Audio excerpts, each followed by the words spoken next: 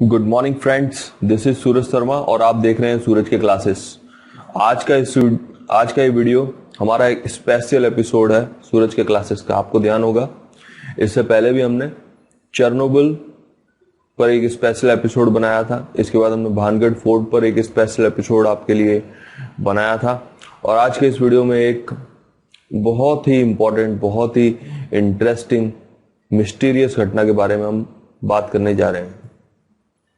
ये घटना है अमेरिका की, एकदम ट्रू इवेंट है और आज तक की जितनी भी मिस्टीरियस घटनाएं हैं इस दुनिया में, उसमें ये one of the most mysterious incident की तरह जानी जाती है। तो ये कहानी है एलिस लैम की। एलिस लैम जो एक 21 साल की लड़की है और वो अपनी इस जीवन में, अपने इस लाइफ में कुछ करना चाहती है। अब सीधी बात है, कोई भी यंगस्टर है, कुछ करना चाहता है तो घूमना फिरना चाहता है, वो कुछ एक्सप्लोर करना चाहते हैं। तो ये भी वही कर रही है। ये इस काम के लिए जाती है अमेरिका घूमने जाती है और लॉस एंजलिस से स्टार्ट करती है। अब लॉस एंजलिस में वो एक होटल लेके रुकती है। अब ये दिन था 28 जनवरी 2013 का, जब ये लॉस एंजलिस गई। इसके पास ज्यादा पैसे नहीं थे, इस वजह से एक हल्के से होटल में ये रुकती है जिसका नाम होता है Cecil hotel. Cecil hotel already काफी ज्यादा बदनाम था क्योंकि यहां आए दिन सुसाइड होते रहते थे, मर्डर्स भी यहां पर हुए। पर एलिस लैम के पास जैसा कि पैसे नहीं थे, इस वजह से उसे मजबूरन इस होटल में रुकना पड़ा। ठीक है, रुक जाती है। जो उसे फर्स्टली कमरा अलॉट होता है, कुछ दिनों बाद आसपास के नेबर्स होटल के मैनेजर से एक कंप्लेंट करते हैं। वो कंप्लेंट क्या थी कि एलिस लैम का जो बिहेवियर है वो थोड़ा सा वियर्ड है, थोड़ा सा अनौपचारिक, एबनॉर्मल। तो इस तरह का कुछ बिहेवियर है उसका। होटल के मैनेजर कहते हैं ठीक है, हम इस पर वर्कआउट करते हैं। वो एलिस लैम से बात करते हैं और उसे दूसरा कमरा अलॉट कर देते हैं। रूम नंबर 506, 5th फ्लोर पर था, 506 नंबर का रूम है। ठीक है, शिफ्ट हो जाती है। अब शिफ्ट होने के बाद उसके घर से भी जैसा कि बातचीत चलती रहती थी। उसके जो पेरेंट्स थे वो हांगकांग से कनाडा गए थे। उन्हें भी अच्छा लगा कि चलो लड़की सेफ है, होटल में है, कोई दिक्कत वाली बात नहीं है। अब यहां जब आने वाली अनहोनी है वो किसी को पता नहीं थी। होता यूं है कि 31 जनवरी 2013 को एलिस लैम अचानक गायब हो जाती है।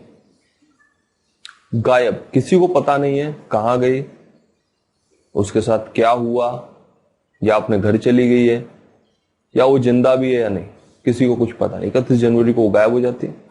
एक दिन तक तो कोई कुछ नहीं कहता, ठीक है चलो कहीं गई होगी, वापस आ जाएगी। पर 2 फरवरी को होटल वालों को टेंशन होती है कि ये अचानक से, क्योंकि कोई भी होटल में ठहरा है तो वो होटल की रिस्पॉन्सिबिलिटी में आता है। तो ये जिस तरह से अचानक से गायब हुई, होटल वालों ने इसकी जांच पड़ताल की, वहां सभी से पूछा, पर किसी को कुछ वो बता के नहीं गई थी, किसी को कुछ पता नहीं था। ठीक है, होटल वाले पुलिस को इत्तला करते हैं, पुलिस को इन्फॉर्म कर देते हैं कि भाई इस तरह से एक लड़की थी, हमारे यहाँ रहने आई थी और वो इस तरह से एक मिस्टीरियसली गायब हो चुकी है, किसी को कुछ पता नहीं है। पुलिस वाले आते हैं, पुलिस वाले सारे होटल के सारे कमरों की जांच करते हैं, आसपास के एरिया में ढूंढते हैं, उसकी रिपोर्ट रखते हैं, उसकी फोटोज लगाते हैं, बहुत सारे काम करते हैं, मतलब कि अपनी तरफ से पूरी कोशिश करते हैं। But still they were not able to find out the girl. उन्हें वो लड़की नहीं मिलती। अब पुलिस वाले भी यहां परेशान कि वो गई कहां। ठीक है, जांच चलती है, 10 दिनों तक जांच चलती है। सो अब दिन वो चला था 15 फरवरी का। पुलिस वाले ढूंढ ढूंढ कर थक चुके थे, उन्हें कुछ भी ऐसा हासिल नहीं हुआ कि जिससे वो पता लगा पाते, कोई सुराग है, कुछ भी, कि वो लड़की कहां है। सो अब होता यूं है कि 15 फरवरी को उस होटल में जो सबसे टॉप फ्लोर पर जो एक कपल रहता था, हनीमून एंजॉय कर रहा था, लॉस एंजलिस वो भी घूमने आए थे, तो उनके जो वाटर इनटेक था, पानी की जो सप्लाई थी, नल में जो पानी आता है वो काफी लो आ रहा था, जो पानी का प्रेशर है काफी कम हो चुका था। ठीक है, होटल वालों को लगा नॉर्मल है, चलो होटल पुराना है, कुछ लीक वगैरह कुछ हो गया होगा। सो वो अपना प्लम्बर भेजते हैं, पूरे पाइप की जांच करवाते हैं, but still they were not able to find out the fault. So ठीक है, ये भी किस्सा यहाँ पे ऐसा ही रह जाता है अनसॉल्व। सो अब आगे यूं होता है कि 16 फरवरी के आसपास होटल के नल में से काला पानी आना शुरू हो जाता है। अब काला पानी क्यों आ रहा है, इसका सीधा रीजन दो हो सकते हैं, या तो जो पाइप हैं उनमें कुछ खराबी है, कचरा आ गया है, या फिर हो सकता है कोई टंकी में कोई जानवर या कुछ कचरा या कुछ गंदगी है। ठीक है, होटल वाले जाते हैं, ऊपर जाते हैं, टंकी की जांच करते हैं। अब जो बंदा टंकी की जांच करने वहां पर गया हुआ था, और वो जैसे ही टंकी की जांच करने के लिए उस टंकी को खोलता है, वैसे ही वो स्तब्ध रह जाता है। मतलब कि उसे एक झटका लगता है, वापस आता है और जोर से चिल्लाता है, अच्छा अब हुआ क्या, ऐसा तो क्या हो गया, उसने ऐसा क्या देख लिया। सारे वहां इकट्ठा हो जाते हैं, भीड़ इकट्ठी हो जाती है, नीचे से जो फ्लोर वाले हैं वो आ जाते हैं, मैनेजर से वो आ जाते हैं, सारे लोग आते हैं। अब जब वो भी टंकी में देखते हैं,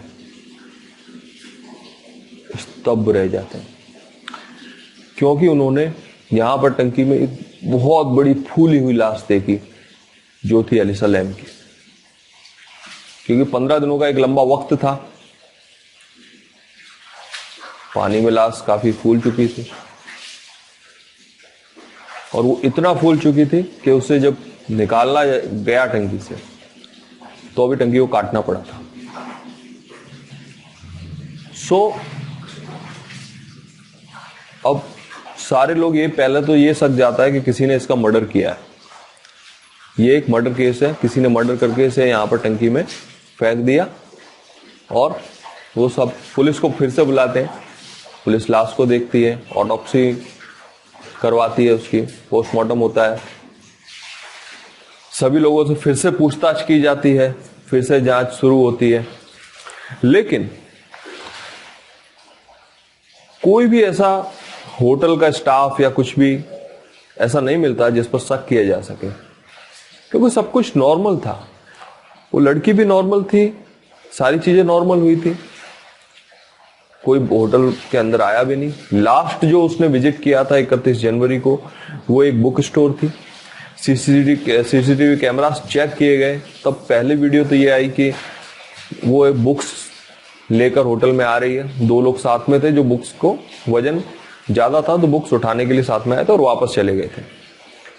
तो लेकिन उसके बाद जो वीडियो सामने आई वो चौंका देने वाली थी, क्योंकि यहां पर जो वीडियोस आई थी वो एलिसा लैम की थी, और वो लिफ्ट में थी।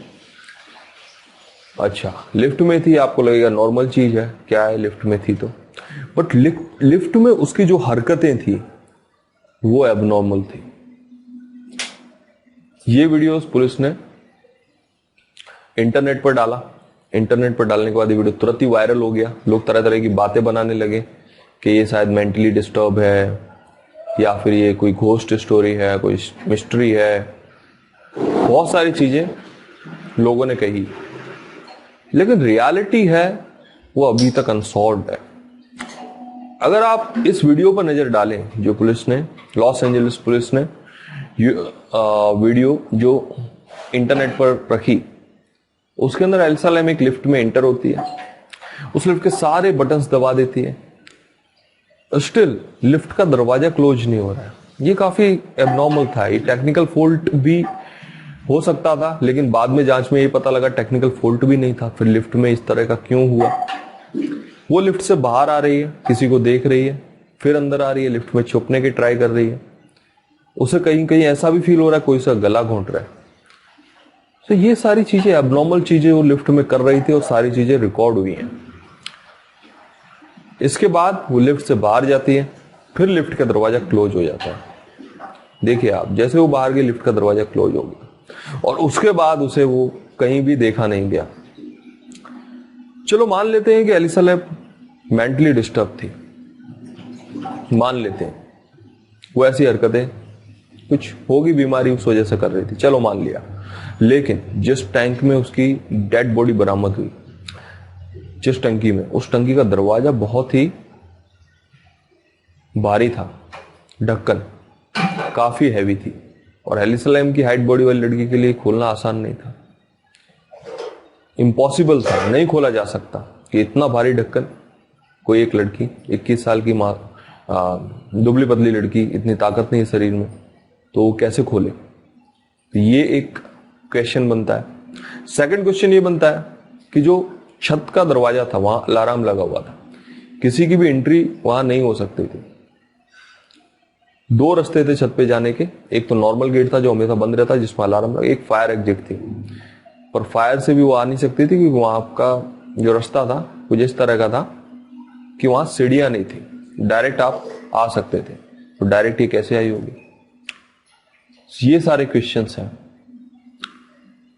पुलिस ने इसके बाद काफी छानबीन की और इस केस को एक एक्सीडेंटल डेथ कह के क्लोज कर दिया। लेकिन आज भी 2022 में this is the one of the most mysterious haunted story. आज भी इस पर रिसर्च किया जाता है और पता लगाने की कोशिश की जाती है कि इसके पीछे राज क्या है। एक चीज और थी उस होटल में कि इस होटल में एक हिस्ट्री शूटर था जिसका नाम स्टैबिंग था, उसने काफी सारे खून किए थे, वो भी इसी होटल में रुका था। एक औरत थी जिसने यहां सुसाइड कर लिया था। इसके अलावा काफी सारे लोगों ने यहां सुसाइड किया या मास सुसाइड्स भी हुए। तो एक बदनाम होटल था, लोग कहते थे यहां काफी हॉन्टेड उन्होंने भी फील किया है, पैरानॉर्मल चीजें उन्होंने यहां देखी हैं। रीजन कुछ भी हो, लेकिन ये आज एक मिस्ट्री है। This is the one of the mysterious case in the world. कुछ थियरीज ये भी बताती हैं कि एलिसा लैम लिफ्ट वाला जो एक गेम होता है वो खेलते थे, जिसके अंदर आप जो दूसरे यूनिवर्स के लोग हैं, जो पैरानॉर्मल, ठीक है, दूसरे यूनिवर्स के लोग हैं, जो भूत वगैरह घोस्ट जो भी हम उन्हें कह लें, तो उनसे कनेक्ट हो सकते हैं ये गेम खेल के, जिसमें लिफ्ट के कुछ बटन दबाने होते हैं। आप पहले फर्स्ट जाएंगे, फिर फिफ्थ जाएंगे, फिर फर्स्ट आएंगे, फिर फिफ्थ पे जब आएंगे, ऐसा कुछ होता है। तो वहाँ आपको दरवाजा खुलते ही कोई मिलेगा जिसको आपको देखना नहीं है, और फिर आपको कोई भी बटन दबा देना है, फिर आप सबसे टॉप फ्लोर पे जाओगे और फिर वहां पर आप दूसरे यूनिवर्स में एंटर हो जाओगे। तो कुछ इस तरह का गेम होता है। कुछ थ्योरीज ये भी कहती हैं कि वो मेंटली डिस्टर्ब थी, उसकी दवाइयां चल रही थी, तो शायद रीजन कुछ भी रहा हो। लेकिन कुछ क्वेश्चंस जो मैंने आपको बताए, जो हार्ड फैक्ट्स हैं, यहाँ पर कोई भी हम ऐसी बात नहीं कर रहे हैं भूतों की, कुछ भी तो हार्ड फैक्ट्स हैं। कोई भी लड़की जो इतनी एलिजिबल नहीं है ढक्कन खोलने के लिए, तो उसने टंकी का ढक्कन कैसे खोला? सेकंड, वो छत पर गई कैसे? इन सवालों का जवाब आज तक किसी के पास नहीं है। So this is the one of the most haunted and most mysterious story of the world. I hope you liked the video, enjoyed the video. Thank you so much for being with us. Let's be connected. हम इस तरह के special episode आपके लिए लाते रहेंगे in future as well. So thank you. जय हिंद, वंदे मातरम.